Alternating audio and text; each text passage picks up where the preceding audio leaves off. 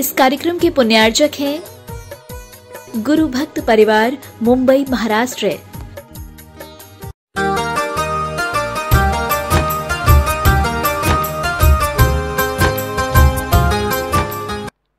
जैनम जयतु शासनम विश्व कल्याण कारकम। उपस्थित धर्म स्नेही सत श्रद्धालु भव्यवर पुंडरीक पुण्यात्मा महानुभाव, विगत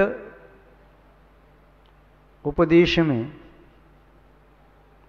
आप लोग समदत्त के 5 आभूषण के संबंध में सुन रहे थे। ये 5 आभूषण समदत्त के हैं और जिस आत्मा में समदत्त है तो समदत्त दृष्टि के हैं। ये आभूषण किसी व्यक्ति के नहीं, क्योंकि मिथ्या दृष्टि को संभव है ये आभूषण प्राप्त ही न हो। धारण भी करे तो हो सकता है शोभा को प्राप्त न हो। कुछ आभूषण ऐसे होते हैं जो कुछ ही विशेष शरीर पर शोभा को प्राप्त होते हैं, हर शरीर पर नहीं। कई बार कोई विशेष आभूषण या विशेष ड्रेस भी कोई सामान्य व्यक्ति पहन ले तो विदूषक सा लगता है, हर्ष का पात्र बन जाता है। तो संभव दृष्टि के जो 5 आभूषण थे वे मिथ्या दृष्टि में कदापि संभव नहीं है। कषाय की मंदता से उन्हें प्राप्त करने की कोशिश करे, आसपास निकटवर्ती रहे, किंतु संभव नहीं कि उसके जीवन में भी आ जाएं। महानुभाव, पुरुषार्थ करने से कहते मंजिल निकट आ जाती है और पुरुषार्थ व्यक्ति को तब तक करते रहना चाहिए जब तक जीवन का अंतिम क्षण आ जाए। कुछ व्यक्ति जीवन में 1, 2, 4 बार पुरुषार्थ करने से सफलता प्राप्त कर लेते हैं। कुछ लोग अनेक बार भी परिश्रम पुरुषार्थ करते हैं, सफलता नहीं मिल पाती। किंतु जो मनुष्य पुरुष होते हैं, जो दृढ़ संकल्पी होते हैं, जो युग पुरुष और महापुरुष कहलाते हैं, वे जब तक अपनी मंजिल को प्राप्त नहीं करें तब तक हिम्मत नहीं हारते। चाहे वे बाजी हार जाएं, हिम्मत नहीं हारते।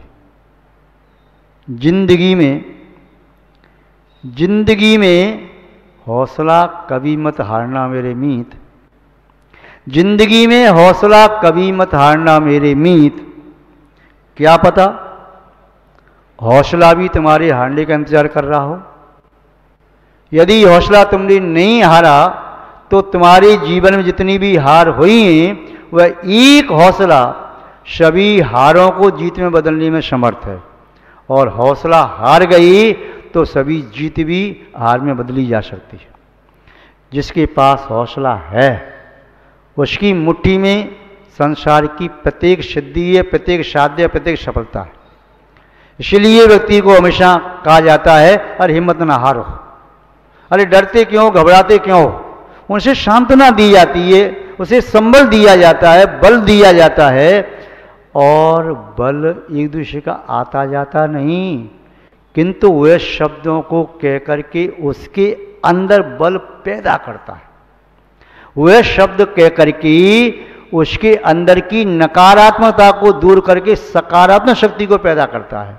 जैसे जल सिंचन से कली में, वृक्ष पर, पाद पर कली लगती हैं, फूल लगते हैं, और जल सिंचन, खाद आदि सूर्य का प्रकाश और कार्बन डाइऑक्साइड से प्राप्त होती है। ऑक्सीजन प्राप्त तो मनुष्य करते हैं उससे, वह छोड़ करके तो उस पुष्प में, कली में सुगंध आ जाती है। ऐसे ही व्यक्ति के संबोधन से सामने वाले व्यक्ति में भी जान आ जाती है। युद्ध क्षेत्र में पहुंच करके यदि कोई व्यक्ति उसे वीरता के साथ शौर्य गाथा सुना दे तो कायरों में भी वीरता आ जाती है। कहते हैं मुर्दे भी जी उठते हैं। तो ये हौसला बहुत बड़ी चीज है। जो हौसला कभी नहीं हारता वो निस्संदेह बुलंदियों को छूता है, और जिसके पास आगे बढ़ने का हौसला नहीं है, मंजिल प्राप्त करके कोई इसे मंजिल तक कदाचित बिठाल भी दे, वैसे तो बिठाल नहीं सकता, कदाचित बिठाल भी दे तो टिक नहीं पाएगा, नीचे फिसल जाएगा। तो जीवन में हौसला कभी मत हारना। समग्र दृष्टि जीव वह कभी हिम्मत नहीं हारता, उसे किसी प्रकार का भय नहीं। यह लोग परलोक भय मरण वेदना जाश अगुप्ती रक्षा भय अकस्मात वैसात, इन सातों प्रकार के भयों से रहित होता है, किंतु पाप भीरू होता है। वह डरता है कि हे भगवान मुझसे कोई पाप ना हो जाए, वह डरता है मैं अपने आप को पाप से कैसे बचाऊं, मेरा मन, मैं जानता हूं मेरा मन पाप में जा रहा है, उपदेश से इस कुछ नहीं आए तो फिर व्यर्थ हो जाएगा। तो दूसरों का संबोधन उस हारे हुए व्यक्ति के लिए मार्ग का काम करता है, चलना तो उस व्यक्ति को स्वयं पड़ता है। तो यहाँ पर बताया कि हौसला मत हारना, कभी हे मित्र कभी हौसला मत हारना, कहीं ऐसा नहीं हो हौसला भी तुम्हारी हारने की प्रतीक्षा कर रहा हो। और एक बात जीवन में ध्यान रखना, जीवन में कभी शिकायत मत करना, उसने मेरे साथ ऐसा किया, उसने ऐसा किया, उसने ऐसा किया।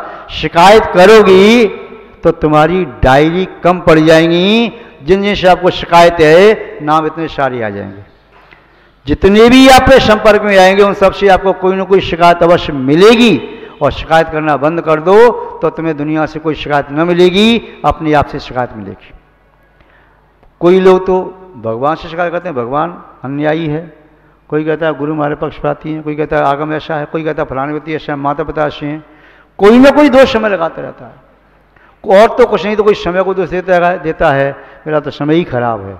ये नहीं कहेगा कि मैंने पहले कोई गलत कार्य किया, गलत विचार किया, उससे मैंने एक पाप कर्म का बंद किया, उसका फल मैं प्राप्त कर रहा हूँ, अरे क्या करूँ मेरा तो समय ही खराब है, समय ने मुझे मारा है, कौन मुझे मार सकता है। तो समय को दोष दे रहा है, और दूसरे को दोष दे करके अपने चित्त को, मिथ्या दृष्टि को सकून मिलता है, आनंद आता है। एक अच्छी अनुभूति अलग होती है कि मैंने इस गलती का जिम्मेदार उसको ठहरा दिया, मैं तो गलती करने वाला हूं। भक्त कभी गलत फैसले नहीं करता, भक्त कभी भी किसी के जीवन में गलत फैसले नहीं करता। हाँ, उस वक्त को वक्त जरूर लगता है अपने फैसलों को सही साबित करने में, गलत कभी नहीं करता। जो मेरे साथ हुआ, हो रहा है, होगा, कभी गलत ना हुआ, ना हो रहा है, ना कभी हो सकेगा, मुझे मेरे ही कर्म का फल मिल रहा। आप ही सोचो मेरे साथ कभी गलत नहीं हुआ, वक्त कभी गलत नहीं करता। जो कुछ भी, वक्त तो समय है, निरंतर चल रहा, अनादिकाल से अनंत काल तक चलता रहेगा, वक्त का क्या दोष। मैं उस समय में चाहे गालियां बकूं और चाहे भगवान का नाम, मैं चाहे पाप का कार्य करूं चाहे पुण्य का कार्य, मैं अच्छा सोचूं या बुरा सोचूं, वक्त का क्या दोष है, समय का क्या दोष है। किंतु जिस व्यक्ति की आदत दोषों पर दोष लगाने की होती है, वो अपनी आत्मा को जान नहीं पाते, दोष लगाते। आचार्य महोदय कह रहे हैं कि सम्यक दर्शन को प्राप्त करके आपकी स्वतः ही चित्त वृत्तियां बदलने लगती हैं, वचना लाभ के शब्द बदलने लगते हैं, आपकी शरीर की चेष्टाएं बदलने लगती हैं, आपका व्यवहार बदल जाता है, आपका आहार बदल जाता है, आपका वर्ताव बदल जाता है, आपका आचार बदल जाता है, विचार बदल जाता है। सम्यक के बदलते ही, प्राप्त होते ही जीवन में अपने आप बहुत बदलाव आ जाता है। सम्यक दर्शन जब रहता है तो अपने 8 अंगों के साथ रहता है। कोई अंग खंडित हो जाए तो अपने सम्यक दर्शन को कष्ट होता है, अपूर्ण हो जाता है। उस सम्यक दर्शन के साथ 8 गुण भी होते हैं। आचार्य बसवंती स्वामी जी ने, बसवंती साहबकाचार्य में, हमने नहीं, 1000 वर्ष पहले हुए, उन्होंने लिखा है सम्यक के 8 गुणों के बारे में। हमने भी लिखे हैं दूसरे ग्रंथ में, विद्यावसी साहबकाचार्य, किंतु यहाँ पर आचार्य बसवंती महाराज के जो लिखित गुण हैं उनकी व्याख्या करते हैं।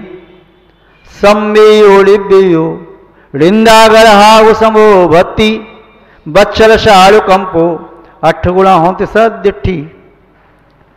सम्मेयो लिव्यो, संवेग भावना, निर्वेग भावना, आत्मनिंदा, आत्मगरह,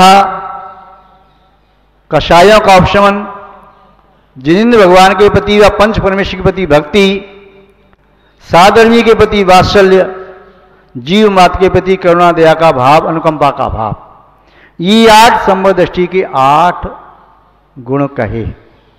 इन 8 गुणों से प्रारंभ होता है आत्मकल्याण का, और इन 8 गुणों को जो वृद्धिंगत करता जाता है वह सिद्धत्व के 8 गुणों को प्राप्त करने में समर्थ हो जाता है। इन 8 गुणों के बारे में संक्षेप में देखते जाएं। समवेयो, जीवन एक बहती नदी की तरह से है। जब वह नदी दोनों किनारों के बीच में अनुशासित होकर के बहती है तो अपने लक्ष्य तक, मंजिल तक, सागर तक पहुंच जाती है। और जब वह कुपित होकर के बहती है, किनारों को तोड़ देती है, तो बिखर जाती है, विध्वंसक बन जाती है और कहीं मरुस्थल में जाकर के अपनी जीवन लीला समाप्त कर देती है।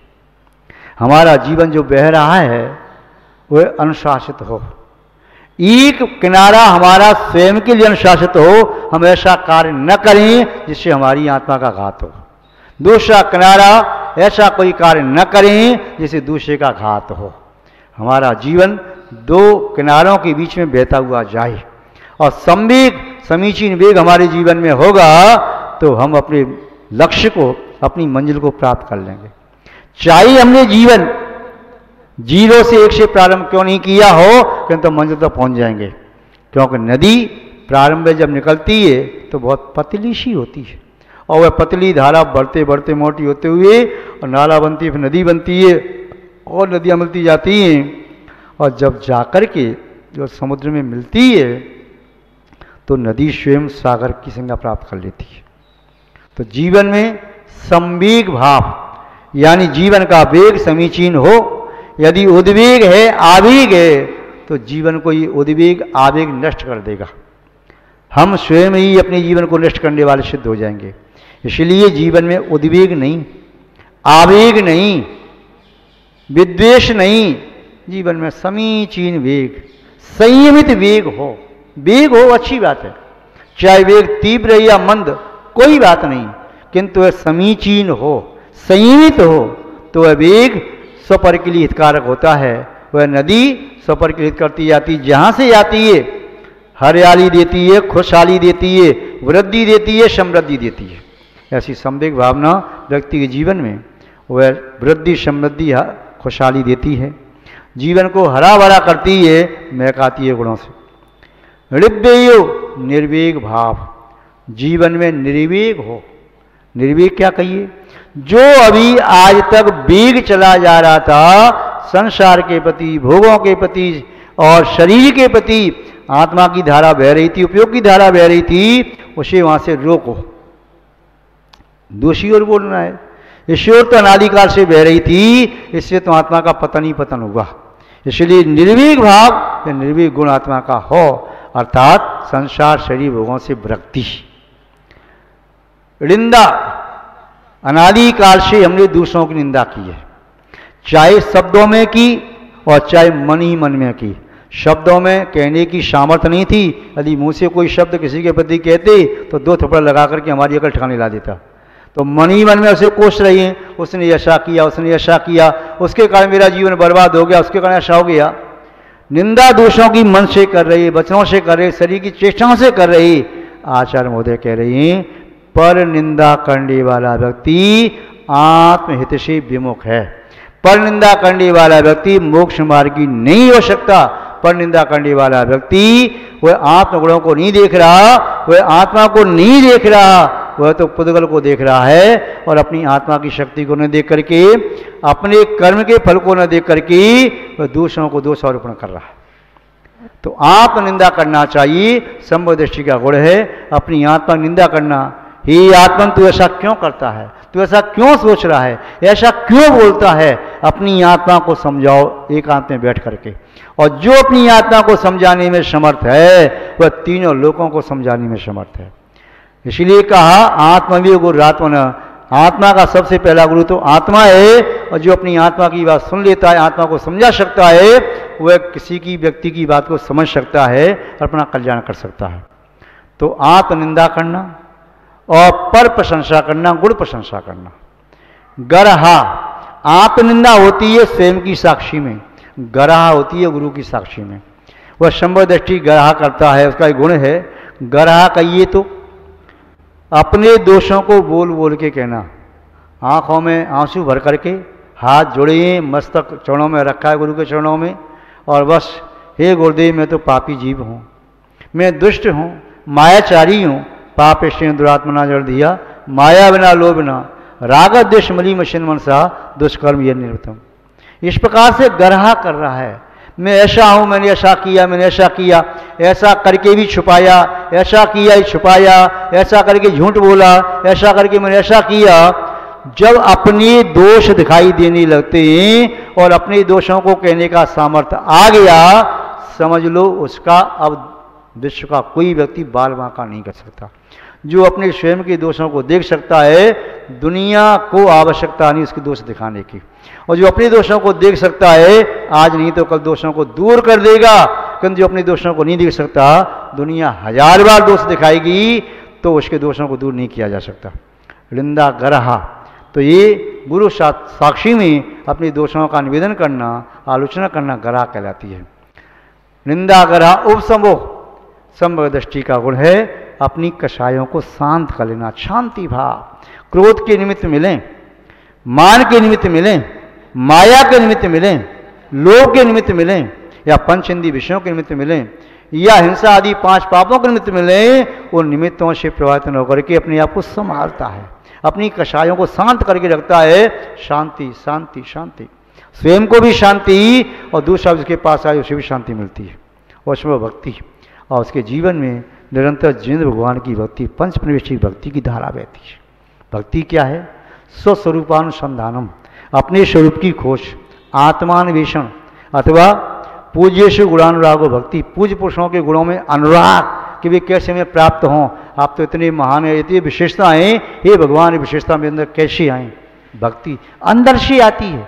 अंदर जब भक्ति करना प्रारंभ करो तो भक्ति की धारा फूट पड़ती है। जैसे आपने देखा होगा कई बार पार्क में लोग योगा करते हैं तो हंसते हैं, बनावटी हंसी, हा हा हा, और बाद में हंसी वो सही में आ जाती है। ऐसे इसका मन नहीं लग रहा भक्ति में, तो भक्ति करते करते सही की भक्ति पैदा हो जाती है।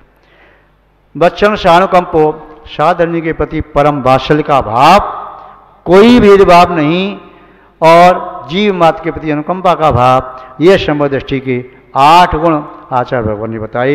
इन सभी गुणों की सुरक्षा करना है, संभालना है, और आत्मा को पुष्ट बलिष्ठ करना है, तभी आत्मा परमात्मा बन सकेगी। आज बस इतना ही पर्याप्त है, शेष चर्चा बाद में करेंगे। जय बोली श्री शांतनाथ भगवान की, परम पूज्य आचार्य गुरुदेव श्री विद्यानंद जी महाराज की, अहिंसामय विश्व धर्म की।